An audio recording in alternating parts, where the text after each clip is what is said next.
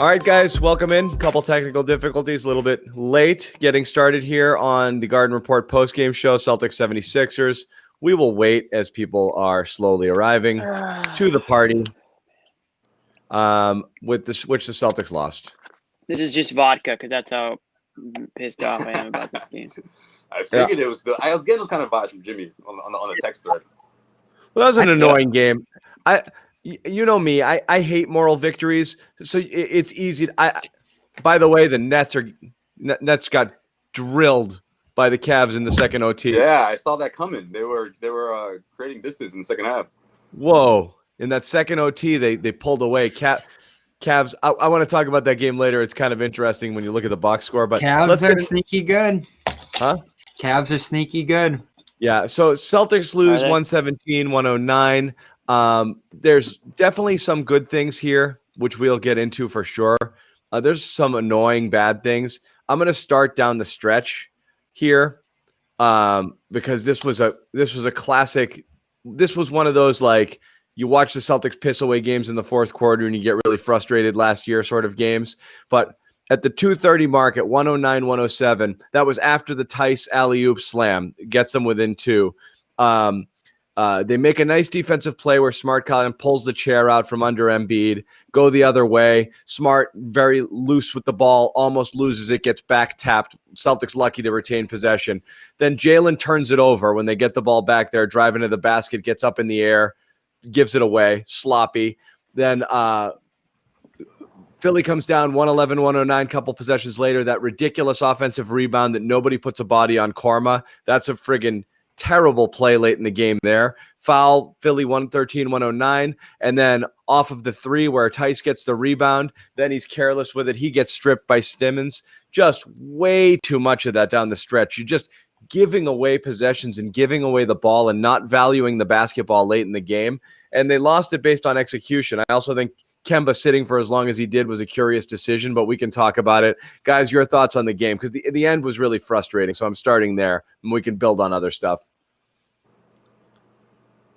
Well, the end was frustrating for sure. That Green play, especially the offensive rebound you mentioned, was the one that sticks out to me the most. You already got into that a little bit. But I, believe it or not, I'm going positive here. I thought there were a ton of positive developments tonight. Kemba Walker was awesome for large stretches of this game. They unlocked Daniel Theis. I mean, I had been waiting all year for that Kemba and Theis combination to start rolling again, and I think this lends more credit to Theis actually being the starter on this team going forward once Tatum gets back. I love what Marcus did tonight. Like a very inverse game for him, doing all his work inside the arc, in between, at the rim against Embiid. He was incredible here.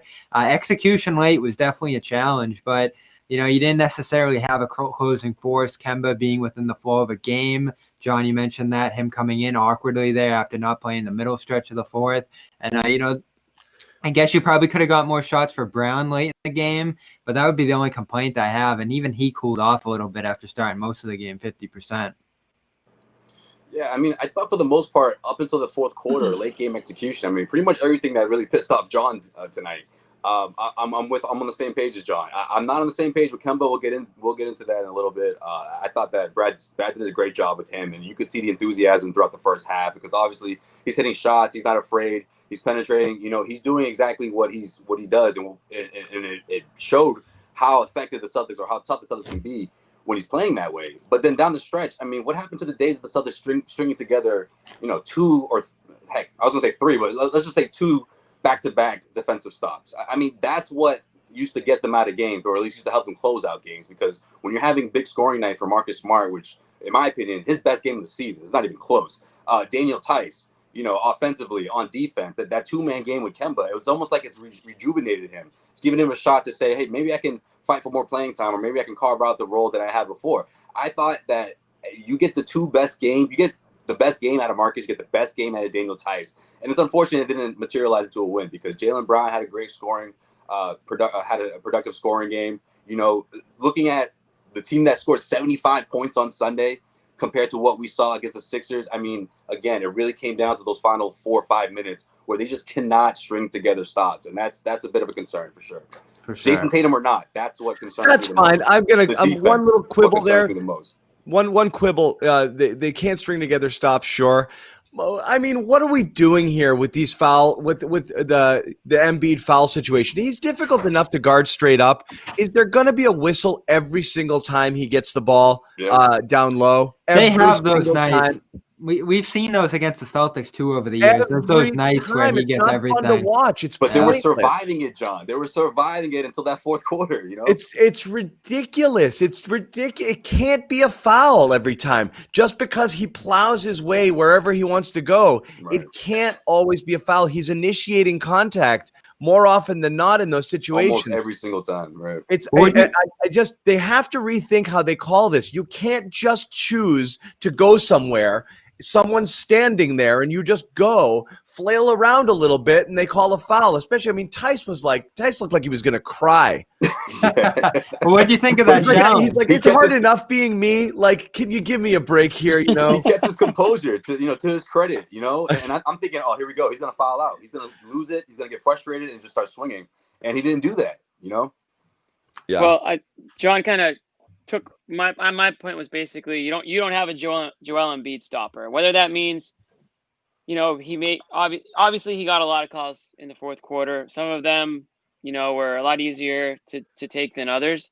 And that's not really a knock on the Celtics. There's not many players out there that when Embiid is on can just sort of stop him. And we saw that he's an MVP frontrunner this year.